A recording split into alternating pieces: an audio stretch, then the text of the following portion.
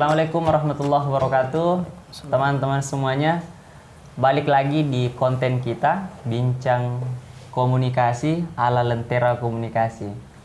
Kali ini saya ditemani oleh seorang sahabat senior, Bang Abdul Qadri Jihad. Assalamualaikum Bang. Waalaikumsalam warahmatullahi wabarakatuh. Bagaimana kabar ini? Alhamdulillah, seperti yang dilihat. Iya, Alhamdulillah. Tampak sih ya, lebih bugar dari yang bertanya. Ini saya lihat-lihat dari Arena Muktamar ini, di Solo ya? Di Solo. Alhamdulillah, kita kemarin ya cukup panjang perjalanannya dari Maumere. Maumere ya? Ya, dengan via laut, pakai feri. Berapa hari itu? Alhamdulillah 2 hari 3 malam 2 hari ya? di atas kapal. Cukup asik sih. Alhamdulillah menikmati kan perjalanan. Kemarin sampai di Solo, terus ada beberapa tempat kita kunjungi pasca Muktamar. Di Jogja, tempat lahirnya Muhammadiyah. Iya. Kita Kauman ya? Alhamdulillah sampai juga di sana. Kemudian sempat kemarin yang baru dilaunching oleh sebelum Muktamar tuh ada Museum Muhammadiyah di mana ya? Jogja? Di Universitas Ahmad Dahlan. Ahmad Dahlan. Ya, sempat kita singgah melihat situs-situs Muhammadiyah dan luar biasa lah di sana. Di Solo berapa hari? Di Solo selama Muktamar 3 hari kita di sana. 3 hari ya? Kemudian kita berhijrah ke Yogyakarta, kemudian kembali ke Malang, bersilaturahmi dengan petinggi di sana. Iya, ada yang menarik saya lihat dari Muktamar kemarin ya. Orang yang mengamati dari jauh ya. Oh iya. Dari jauh. Ini 2 pasang pimpinan lanjut ya, 2 periode ya. Alhamdulillah. Alhamdulillah. Masih diberi amanah lah. Masih diberi amanah ya. Ini mungkin saya tidak tahu ya apakah ada teman-teman yang bertanya atau tidak. Ya paling tidak ini pertanyaan pribadi mungkin. Kenapa 2 periode? Ini kan kalau kita lihat sejauh yang saya tahu ya, sejarahnya ndak pernah gitu, atau sudah pernah sebelumnya 2 periode? Pernah sih kalau ya? Kalau bicara ketua kepemimpinan di ketua ya Pak Din Samsudin juga 2 ya? 2 periode.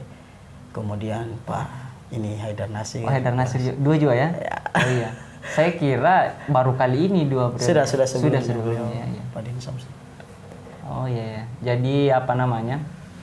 Cerita-cerita Muktamar ini apa nih yang kira-kira bisa di-sharing? Kalau bicara Muktamar ya saya terkesan dengan antusias warga Muhammadiyah dengan memadati kota Solo yang luar biasa tanpa ada meninggalkan kesan-kesan yang buruk.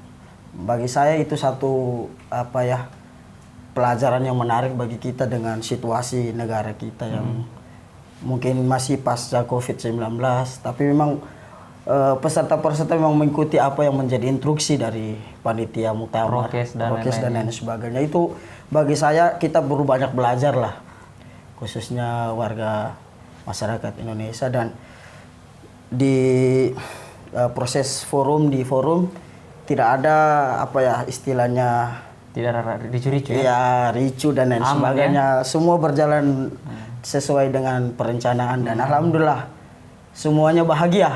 Alhamdulillah. Ya, dan itulah yang membuat ya kita selalu bahagia di arena Muktamar ya. Saling bersilaturahmi ya, bertemu dengan ya warga-warga kita yang memang di arena itu kemudian dipersatukan lah istilahnya. Berarti aman ya dengan wali kota Solo ya. Alhamdulillah. Mas Gibran. Ya. Oh, berarti sekarang aktivitas di Maumere? Sekarang di Maumere, alhamdulillah di kampus. Ya, Institut Keguruan dan Ilmu Pendidikan Muhammadiyah Maumere. Di sana dosennya? Bukan, belum sempat. Ya, insya Allah doakanlah sampai. Ya. Ya, di sana diamanakan di Lembaga Pengkajian dan Pengembangan Al-Islam Kemuhammadiyahan. Oh, di sana. Ya. Ya, kita mengurus bagaimana kurikulum AIK, proses pembelajaran di kampus tersebut, kemudian program-program yang mengenah dengan pembelajaran atau meningkatkan bagaimana pemahaman Al-Islam dan Kemuhammadian di IKIP Muhammadiyah Maumere. Ya. Saya mau tanya, ini kan setahu saya di Maumere ini kan Islam itu minoritas ya? Ya betul. Minoritas. Ini pengelolaan AIK-nya ini seperti apa? Apakah mahasiswa itu diajarkan Al-Islam ke Muhammadiyah atau seperti apa manajemen ininya, kurikulum pendidikannya? Jadi kalau di secara PTMA ya, perguruan Muhammadiyah pada umumnya memang menarik kita di daerah-daerah timur ya, seperti Sorong, ya Maumere, Kupang dan lain Minoritas. yang minoritas. Iya. Maka di Dikti PP pimpinan pusat Muhammadiyah itu mengeluarkan semacam kurikulum yang berperspektif Muhammadiyah multikultural. Oh iya. Jadi punya kurikulum tersendiri dalam pembelajaran. Jadi beda AIK. saja dengan yang di Makassar gitu. Ya beda dengan Makassar, Oh, iya. beda dengan yang mayoritas lah pada umumnya. Kita punya kurikulum sendiri, kurikulum perspektif multikultural. Di sana ya kita mempelajari tentang bagaimana Islam dengan agama-agama dunia. Kemudian bagaimana kita belajar tentang Islam yang harmonis lah. Yang merangkul. Ya, yang merangkul. Jadi bukan yang semua juga mempelajari hal tersebut, tapi kita lebih kepada bagaimana pengamalan AIK-nya, Al-Islam dan kemuhammadiyahnya. Kita memberikan gambaran bagaimana Islam itu tidak seperti perspektif orang lah. Islam itu keras dan lain sebagainya. Islam itu ya kita hidup dengan apa yang memang sebenarnya diajarkan oleh Nabi kita Muhammad SAW. Iya, jadi berarti di kampus ini pelajaran agama-agama luar Islam itu diajarkan atau sekedar bahwa Muhammadiyah dalam hal ini kampus memberikan pandangan bahwa begini Islam mengelola perbedaan atau seperti apa? Seperti itu, bagaimana kita memberikan. Maksudnya ada pelajaran agama? Ada ya? Kalau secara perguruan tinggi semua, kalau di kita ya, kayak misalkan pelajaran agama Katolik, ya ada dosennya. Ada dosennya. Ada dosennya. Kristen ada dosennya, Hindu ada dosennya dan lain sebagainya. Itu ada. Tapi persoalan tentang kemuhammadiyahan semua merangkul. Semua ikut dalam memberikan pemahaman tentang Islam dan Muhammadiyah itu seperti apa. Seperti itu. Jadi kalau pelajaran misalkan kemarin saya sempat juga mengajar bahasa Arab. Bahasa Arab. Semua yang bukan agama Islam pun ikut belajar bahasa Arab. Oh, iya. Gimana cara ajarnya itu? Ya, itu yang juga menurut saya ya satu tantangan ya. Iya, yang sebelumnya kita kalau belajar bahasa Arab yang pada notabene-nya kan orang Muslim, ya, orang Islam. Nah, di sana kita menariknya orang dan mereka antusiasnya luar biasa. Ya, paling kalau yang saya ajari itu paling huruf hijaiyah dulu ya, pengenalan huruf. Huruf alif, ba, ta, sa. Dengan pengucapan dan penulisannya. Kemudian perkenalan misal dengan bahasa Arab ya, ismuka ya, nama di mana alamatnya dan lain sebagainya. Dan menariknya mereka lebih semangat daripada teman-teman yang memang notabene-nya sudah pernah belajar di madrasah, belajar di sekolah-sekolah sebelumnya kan. Itu kalau dilihat kira-kira apa ininya, motivasinya itu yang karena mereka menganggap unik sebenarnya. Baru gitu ya. Baru dan mereka menganggap ya kalau mereka memahami bahwa belajar bahasa Arab itu ya seperti orang membaca Al-Qur'an begitu. Iya. Dan sampai mereka bilang, "Pak, bagaimana ini kita buatkan jam khusus di luar jam pelajaran belajar bahasa Arab." Ya, hanya itu memang perlu waktu juga, perlu pendidik-pendidik yang profesional ya. Iya, saya kira itu satu potret ini kan kalau kita cerita soal bahasa Arab, ini kan lekat sekali kulturnya dengan Islamnya, karena kan kita paham bahwa agama Islam ini ya ditakdirkan datang dari Arab, makanya bahasanya dengan berbahasa Arab gitu kan, berbahasa Al-Qur'an. Maka tidak salah kalau identik, tapi tadi unik saya dengar karena lebih antusias ternyata yang ini ya, teman-teman kita yang non ketimbang yang sudah belajar bahasa Arab sebelumnya. Nah, mungkin berangkat dari situ, ini mau cerita-cerita mungkin kalau ada rahasia-rahasia bisa dibongkar. Saya mau bertanya soal ini pengamalan beragama yang toleran. Karena yang saya catat sini paling tidak kondisi kemajemukan di sana ini kan Islam kalau saya dapat ini betul-betul kecil persentasinya ya. 30 70 atau 75 25. 25 Islam, 75 non ya. Non Muslim. Itu apakah ada pernah tragedi intoleransi atau sejauh ini aman-aman saja atau gimana? Ya kalau bicara tragedi di apalagi kita di minoritas ya. Mm-mm. Pernah sih waktu tahun 95 pernah, kemudian tahun 2000, dan ini hasil daripada hasil penelitian kami untuk menyelesaikan Konflik studi kemarin di strata 1 itu iya, iya. pernah kami mengambil isu Skripsi, ini, ya? skripsi ini pernah kami ngambil, dan kita wawancari tokoh-tokoh yang memang mengalami kasus hal-hal seperti itu. Tapi pada tahun itu dari tahun 95 sampai tahun 95 tahun 2000, nah itu tidak meluap ya. Iya, iya. Tragedinya tidak meluap, hanya sempat ada gesekan-gesekan kecil. Karena menariknya di sana itu kita memegang teguh bagaimana kultur yang dibangun oleh orang tua kita dulu. Khususnya di Kota Maumere ya, Maksudnya di Kabupaten Sika. Kultur bersatu atau Kultur kebersamaan itu, keberagaman itu. Jadi di sana ada kita punya tokoh-tokoh yang memang memegang itu, dan memang mereka yang kemudian menjadi juru kunci untuk bagaimana meredam semua konflik-konflik itu terjadi. Iya.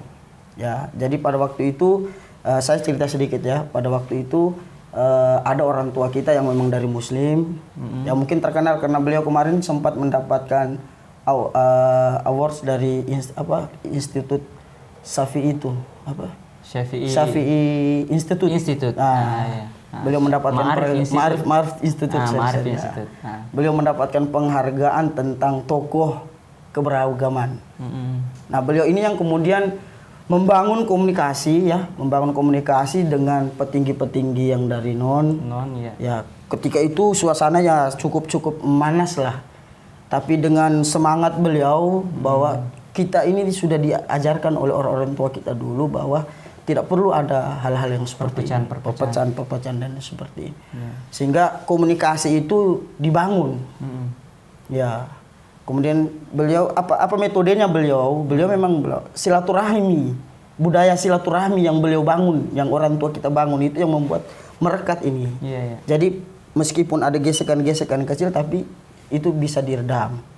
Akhirnya beliau jalinkan komunikasi dengan para petinggi-petinggi, ya, para tokoh-tokoh agamanya, sehingga itu bisa diselesaikan dengan baik dan tidak meluas.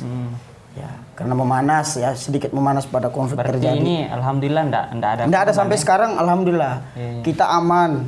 Meskipun isu-isu gesekan gesekan kecil itu ya saya rasa manusiawi manusiawi. Tapi untuk sampai meluasnya kita insya Allah lah kita bisa menjaga itu, karena satu kultur itu, silaturahim itu yang mempererat kita. Iya. Ada misalkan hajatan, ya toh. Ya, itu hajatan kita mengundang teman-teman dari saling mengundang lah. Tapi ya di ranah-ranah yang memang bisa kita saling menjaga begitu. Iya, betul. Itu yang bisa yang kita bangun di Maumere khusus. Budaya silaturahim. Yang kita kuatkan. Betul. Jadi alhamdulillah sejauh ini tidak pernah ada konflik berdarah ya. Tidak ada. Kalau mungkin hanya sekedar cekcok mulut. Artinya lempar-lempar batu kecil itu.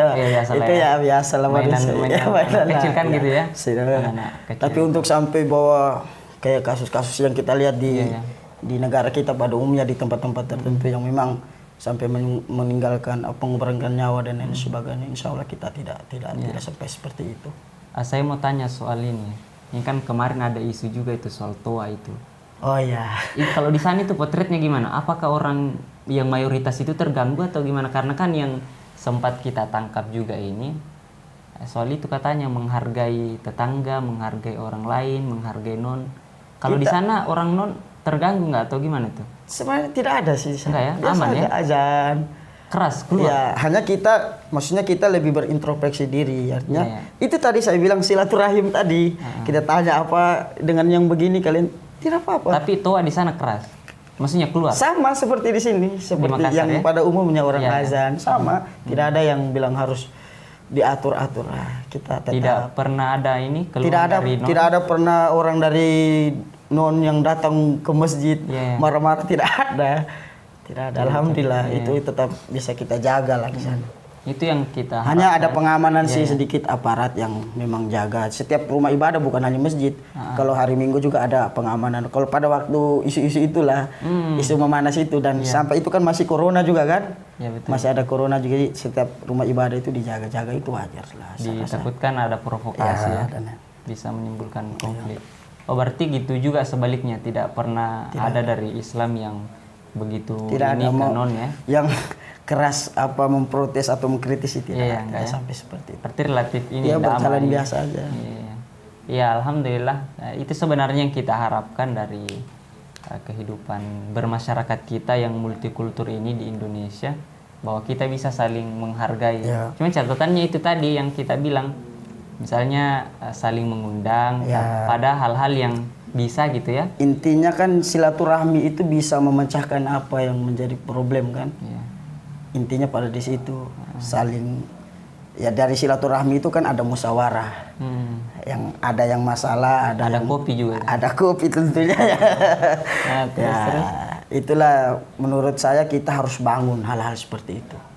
Ya serasa kalau kita bicara sejarah keindonesiaan juga kan berawal dari situ, toh berawal dari situ bagaimana ya kaum muda dan kaum tua itu bisa bermusyawarah dengan baik, ya toh yang non dan yang muslim maupun yang tidak muslim.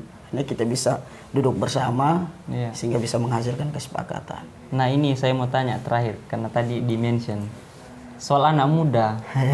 Ini kan dekat momen politik ya. Dan kalau kita lihat perjalanan kebangsaan kita itu salah satu tantangannya adalah soal-soal intoleransi, soal-soal saling menerima satu sama lain, gampang diprovokasi, gampang disulut emosinya dan seterusnya. Apa nih sarannya Bang Jihad ke teman-teman pemuda kita? Saya kira sebagai tokoh pemuda lah, paling tidak di Momere kan, yang bertamu ke kita di Makassar. Kalau bagi saya kita ini kan anak muda itu, kalau bicara Bang Haji Roma Irama itu kan selalu menggelora ya, selalu menyemangatkan anunya betul. Semangatnya. Jadi sebenarnya kita harus sebagai gerbang utama yang harus mengkanter segala isu-isu yang tidak benar. Iya, betul. Kita harus menjadi pelopor, membawa informasi yang benar. Saya rasa dengan dunia media yang luar biasa ini, ya dengan perkembangannya sosial media dan sebagainya yang begitu besar, maka kita anak muda ini yang harus menjadi pelopor sebenarnya. Bukan justru jadi kompor. Bukan ya. Pelopor bukan kompor. Yang harus menjadi pelopor yang bisa mengkanter semua isu-isu yang tidak benar. Salah itu poin penting yang harus kemudian anak muda gaungkan. Bahwa yang benar katakan yang benar, yang salah ya harus katakan yang salah.